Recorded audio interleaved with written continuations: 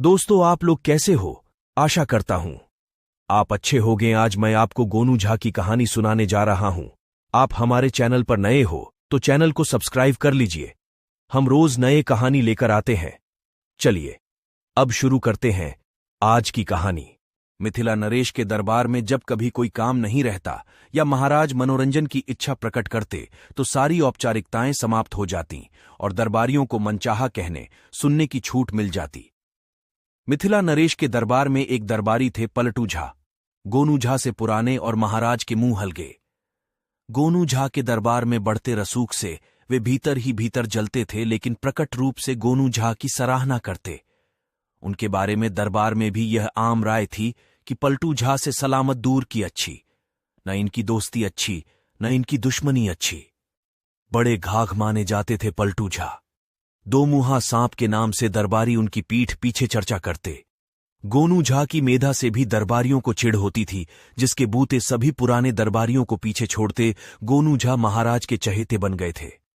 कोई भी महीना ऐसा नहीं जाता जब किसी न किसी कारण से महाराज दरबार में उनकी खास चर्चा करते। और ये चर्चा क्या होती? बस वही, गोनू झा के बुद्धि कौशल की सराहना। मतलब यह कि गोनू झा और पलटू झा की चर्चा किसी न किसी कारण से दरबारियों के बीच होती ही रहती थी। उनके बीच यह भी चर्चा होती कि यदि किसी बात पर गोनू झा और पलटू झा के बीच भिड़ंत हो जाए तो किसका पलड़ा भारी रहेगा, कौन जीतेगा। लेकिन गोनू झा और पलटू झा एक दूसरे से भिड़ने की बजाय ऐसी किसी संभावना के पनपते ही कन्नी काट जाते। ठीक ही कहते हैं कि समान सूझ वाले ज्ञानी परस्पर विरोधी विचारों के होते हुए भी आपस में जूझते नहीं, बल्कि अपने काम में अपनी धुन में लगे रहते हैं और निर्णय लोगों पर छोड़ते हैं। लेकिन एक दिन वह अवसर आ ही गया जब पलटू झा की एक चुनौती गोनू झा को स्वीकार करनी पड़ गई। हुआ यह कि मिथिला नरेश उस दिन दरबार में पहुंचते ही चुटकुलों, किस्सों, कहानियों की बातें छेड़ बैठे। दरबारी मस्त हो गए, समझ गए आज महाराज मनोरंजन करना चाहते हैं। ऐसे दिन दरबारियों को अपने हुनर के प्रदर्शन का अवसर मिल जाया करता था। इधर उधर की बातें होती रहीं। दरबार में हंसी ठिठोली का वातावरण बन गया। दरबारी औपचारिकताएं सरक गईं। तभी किसी बात पर पलटू झा ने तंज कसा। अरे भाइयों, हम सभी गोनू झा की बुद्धिमानी की चर्चा करते रहते हैं, लेकिन यदि गोनू झा सुराही में कोहरा भर लाए तो मैं उनकी बुद्धि का लोहा मान लूं। बात बहुत सामान्य ढंग से कही गई थी, लेकिन उसे सुनते ही दरबारी हंसने लगे। गोनू झा को यह बात चुभ सी गई। वे मुस्कुराते हुए अपने आसन से उठे और महाराज से बोले, महाराज, मैं सुराही में कोहरा भर सकता हूं यदि आप कहें। महाराज को लगा कि अब गोनू झा अपनी बद्दी के घमंड में शेखी बघार रहे हैं। उन्हें लगा कि गोनू झा को अपने पद की गरिमा का ध्यान रखकर ही कुछ बोलना चाहिए, बड़बोलेपन से बचना चाहिए।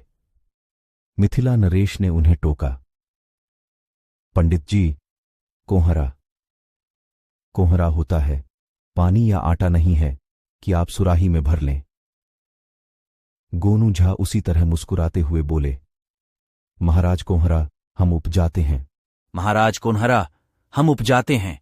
कोहरे की प्रकृति हम जानते हैं, तभी यह कह रहे हैं कि यदि आप आदेश करें तो सुराही में कोहरा भरकर दिखा दूं। गोनू झा और महाराज के बीच के वार्तालाप सुनकर दरबार में खामोशी छा गई। पलटू झा ने तो यूं मजाक मजाक में वह बात कह दी थी और दरबार में वही बात एक संजीदा मोड़ पर पहुंच चुकी थी। यह सब देखकर वे भी सकते में आ गए। महाराज को गोनू झा की बातें अच्छी नहीं लगीं। उन्हें लगा कि गोनू झा दंभ में आकर वह बात कह रहे हैं जो असंभव है आज, वह कल भी असंभव ही रहेगा। भला सुराही के छोटे से मुंह से कोहरा कैसे घुस सकता है? सुराही में न भूतो न भविष्य थी, ऐसा हो ही नहीं सकता, महाराज ने सोचा। उन्होंने गोनू झा पर गंभीर दृष्टि डाली तो देखा कि गोनू झा अब भी मुस्कुरा रहे हैं। गोनू झा की मुस्कान से महाराज उद्वेलित हो उठे। उनके मन में विचार उठा, ये कुटिल मुस्कान, गोनू झा को उनके दंभ की सजा मिलनी चाहिए। उन्होंने गोनू झा से गंभीर स्वर में पूछा, तो पंडित जी, आप अब भी कह रहे हैं कि सुराही में कोहरा भरा जा सकता है? दरबारी गण महाराज की गंभीरता से सन्नाटे में आ गए, लेकिन वे मन ही मन खुश थे कि गोनू झा अब महाराज का कोप भाजन बनने वाले हैं।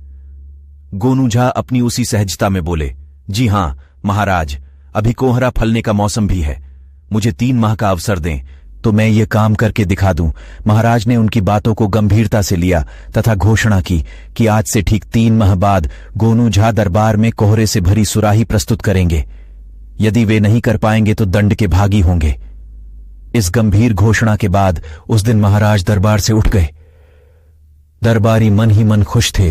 गोनू झा पर सामत आने वाली है। दूसरे दिन से दरबार सामान्य ढंग से चलने लगा। गोनू झा भी सामान्य और सहज थे। पलटू झा और अन्य दरबारी उनके चेहरे पर कोई चिंता की रेखा नहीं देखकर असमंजस में थे। फिर भी उन्हें लग रहा था कि 3 माह बाद गोनू झा निश्चित रूप से दंडित होंगे। सुराही में कोई कोन्हरा डाल सकता है भला। देखते देखते 3 महीने बीत गए। दरबार में किसी दरबारी ने महाराज को याद दिलाया, महाराज आज ठीक 3 महीने पूरे हो गए। आज गोनू झा हम लोगों को सुराही में कोहरा भरकर दिखाने वाले थे। महाराज को 3 महीने पहले की घटना याद हो आई और उन्होंने गोनू झा से पूछा, क्यों पंडित जी?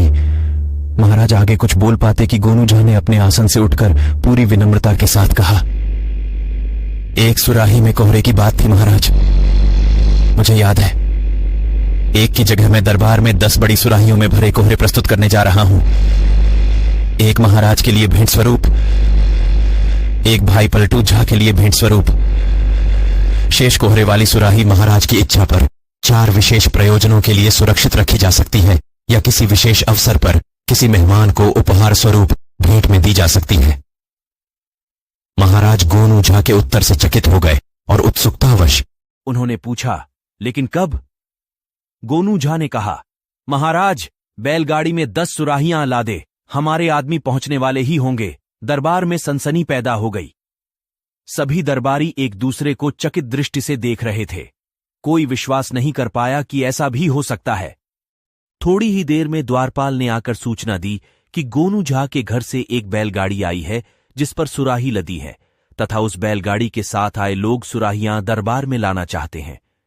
महाराज ने उन्हें दरबार में प्रवेश करने की इजाजत दे दी। थोड़ी ही देर बाद सभी दरबारियों ने देखा 10 आदमी अपने कंधों पर सुराही उठाए दरबार में पहुंचे। महाराज के पास आकर उन्होंने सुराहियां रख दी तथा उन्हें प्रणाम कर दरबार से बाहर हो गए। गोनू झा अपने आसन से उठे और सबसे बड़ी सुराही को पूरी ताकत से उठाकर धीरे धीरे चलते हुए महाराज के पास आए और उसे महाराज के आसन के पास रखते हुए बोले, महाराज ये सबसे बड़ा कोहरा आपके लिए। महाराज ने महसूस किया कि गोनू झा का दम फूल रहा है। शायद भार उठाने के कारण महाराज ने सुराही को देखा।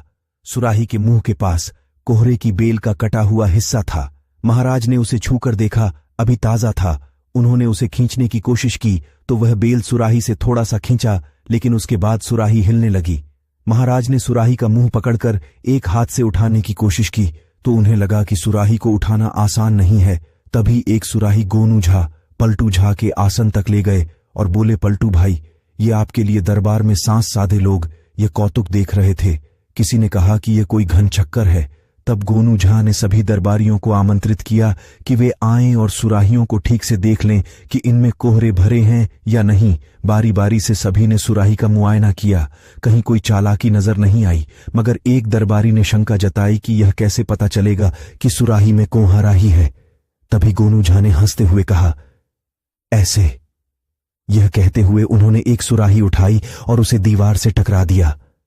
सुराही चकनाचूर हो गई और उसके भीतर से सुराही की आकृति का कोहरा निकल आया। सभी के सभी चकित हुए, मगर उपहास करने के लिए बेताब दरबारियों में से किसी की हिम्मत नहीं हुई कि वे पूछ सकें कि आखिर गोनू झा ने यह अजूबा कैसे अंजाम दिया। महाराज ने दरबार में गोनू झा के इस करिश्मे की मुक्त कंठ से सराहना की। दरबार के समापन के बाद महाराज ने गोनू झा को अपने पास बैठाया और कहा, सच बात तो यह है पंडित जी कि मुझे विश्वास नहीं था कि आप सचमुच सुराही में कोहरा भर के दिखा सकते हैं। मैं सोच रहा था कि आप दंभ में आकर इस तरह की बात कर रहे हैं। गोनू झा के होठों पर सरल स्मित तैर गई और उन्होंने कहा, महाराज मुझे इसका भान है, अन्यथा आप दरबार में मुझे दंडित करने की घोषणा नहीं करते। महाराज चुप रहे। थोड़ी देर के बाद उन्होंने पूछा, पंडित जी मुझे अभी भी समझ में नहीं आया कि आपने यह करिश्मा कैसे कर दिखाया। गोनू झा ने महाराज को बताया, महाराज मेरे दरवाजे पर कोहरे की लतर पहले से ही लगी हुई थी। कोहरा पक जाने के बाद लंबे अरसे तक सड़ता नहीं और न सूख कर खराब होता है। इसलिए हम लोग भविष्य की जरूरत को देखते हुए कोहरा सहेजते हैं। जब मुझे सुराही में कोहरा भरने की आज्ञा मिली तो मैंने घर पहुंचकर देखा कोहरों की लताओं में 20 बतिया निकल चुके थे। मैंने दूसरे दिन ही 20 सुराहियां मंगवाईं और लता को नरमी से मोड़कर बतिया सहित सुराही में डाल दिया। 3 महीने तक मैंने कोहरे की जड़ और लता की सतर्कता के साथ सेवा की। जरूरत के मुताबिक पानी और खाद देता रहा। 20 में से 15 बतिया कोहरे के रूप में विकसित हो गईं और 5 मुरझाकर सूख गईं। 15 में से 10 कोहरे श्रीमान के दरबार में प्रस्तुत कर मैं राजदंड का भागी बनने से बच पाया। गोनू झा की बातें सुनकर मिथिला नरेश के चेहरे पर एक सलज्ज मुस्कान आई और उन्होंने गोनू झा से कहा, पंडित जी, आपकी मेधा की जितनी तारीफ की जाए कम है। दोस्तों, आज इतना ही। आपको गोनू झा की कहानी कैसी लगी आप हमें कमेंट बॉक्स में अवश्य लिखें।